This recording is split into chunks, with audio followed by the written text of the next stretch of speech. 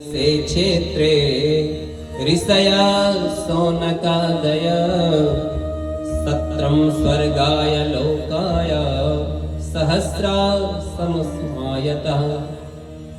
नैमिषारण्य क्षेत्र में 1000 साल का अनुष्ठान चला और वहां सूत जी महाराज आए तो ऋषियों ने कहा कि महाराज आज हमने आपसे एक नहीं 6 प्रश्न करने हैं और इन 6 प्रश्नों में ही पूरी भागवत है।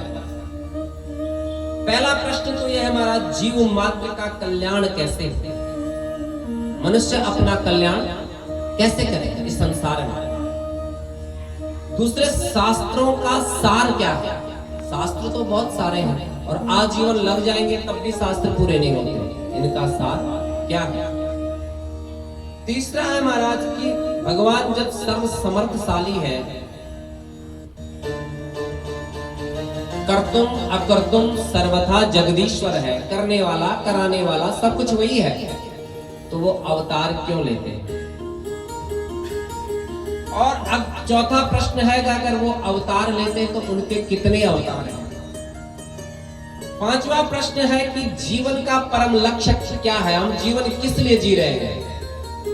और छठा प्रश्न है कि जब भगवान इस गोलोक से चले जाते हैं तो धर्मम कस शरणम गता, धर्म किसकी शरण में जाता है?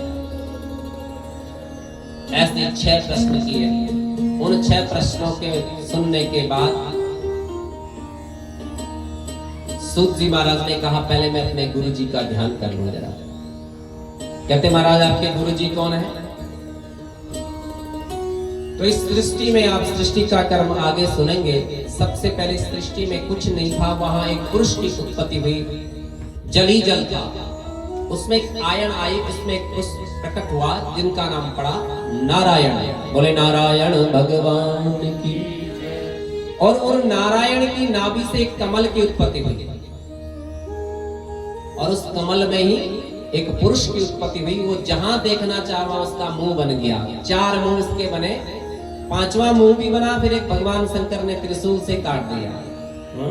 तो 4 मुंह बने, वो बने ब्रह्मदेव। बोले ब्रह्मदेव महाराज की।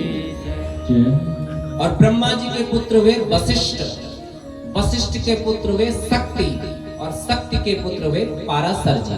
और पाराशर जी के यहाँ वेद व्यास जी का जन्म हुआ। वेद व्यास जी का जन्म कैसे भी हुआ आपने कभी देखा होगा? 2 नदियों को, इधर भी नदी जा रही है, इधर भी नदी जा रही है और बीच में मत्स्य गंगा के, उनकी माता का नाम सत्यवती भी है और मत्स्य गंगा भी है, वहां उनकी उत्पत्ति हुई। व्यास जी महाराज ने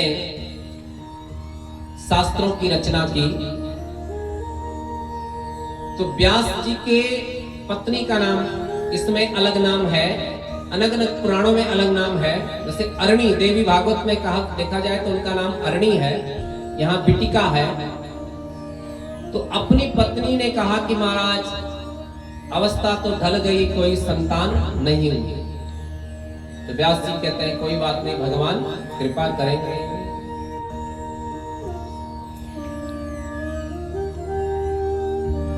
एक बार देवऋषि नारद अनेक लोगों का भ्रमण करते करते बीणा की ध्वनि के साथ माता पार्वती के कैलाश में गए और ध्वनि बजाते हुए श्रीमन नारायण नारायण नारायण श्रीमन नारायण नारायण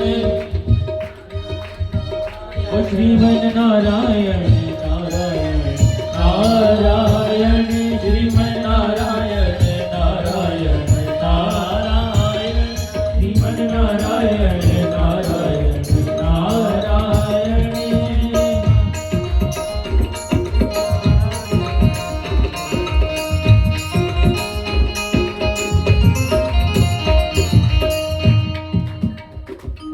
नारायण नारायण की ध्वनि के साथ पहुंचे कैलाश में। तो भगवान शंकर कहीं गए थे, तो माता पार्वती ने जब नारद जी को देखा तो एक लड्डू का भोग लगाया और आनंद से भोग लिया। तो माता पार्वती ने कहा नारद जी आजकल कम दिखाई देते हैं तो नारद जी कहते माता जी मैं आजकल देखता हूं किसी पर विश्वास नहीं रहा, इसलिए मैं लोगों के नजदीक कम ही जाता हूं।